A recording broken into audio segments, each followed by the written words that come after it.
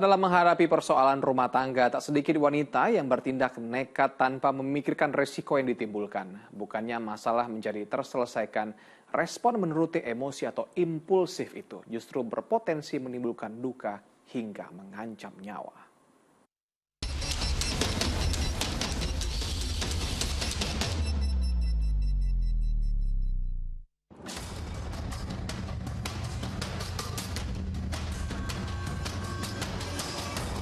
Peristiwa seorang ibu di Semarang yang menghabisi anak kandungnya saat menginap di sebuah kamar hotel di kawasan Gajah Mungkur gemparkan warga seantero negeri.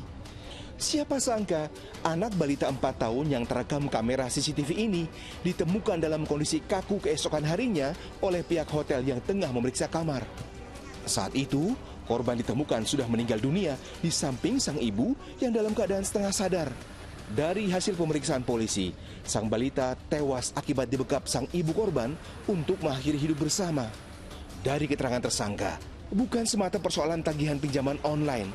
Tersangka ternyata juga habiskan uang deposito keluarga senilai 1 miliar rupiah lebih.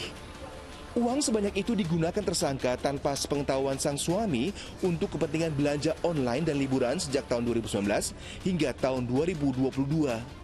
Takut dimarahi dan ditinggal sang suami yang berprofesi sebagai pengacara, membuat wanita asal Banyumanik itu tak berpikir panjang dengan menghabisi nyawa sang anak dan mencoba bunuh diri.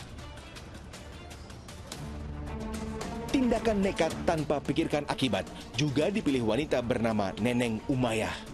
Wanita berumur 24 tahun ini memilih menghabisi nyawa perempuan asal Cengkareng dan membuang jasadnya ke bantaran Kali Cikeas, Kota Bekasi, Jawa Barat. Rupanya, persoalan asmara melatar belakangi pembunuhan yang dilakukan warga asal Cipayung, Jakarta Timur itu.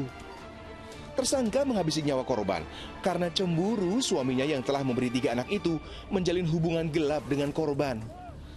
Kemarahan Neneng pun kian membuncah setelah membaca pesan singkat di ponsel milik sang suami. Dalam pesan singkat tersebut, korban meminta sang suami segera menceraikan tersangka. Terlepas dari potensi adanya bibit-bibit gangguan mental, tindakan nekat tanpa memikirkan akibat itu disebabkan lemahnya pengendalian diri. Sifat impulsif itu semakin berbahaya tatkala terjadi berulang hingga timbulkan emosi dan penyesalan. Dia tanda kutip itu memang tidak bersedia mengelola dorongannya. Goalnya adalah puas, cepat merasa senang dengan apa yang dia inginkan. Jadi kalau itu terpenuhi maka dia merasa hidupnya kembali nyaman gitu. Walaupun yang dilakukan kadang-kala sifatnya destruktif, merusak atau mengganggu. Nah, kalau digabungkan impulsivitas dengan agresif bisa dibayangkan hasilnya. Untuk itu, agar terhindar dari perilaku impulsif yang merugikan, sadari dari dini kebiasaan bertindak tanpa berpikir resiko yang ditimbulkan. Berlatihlah menahan diri dalam hadapi masalah.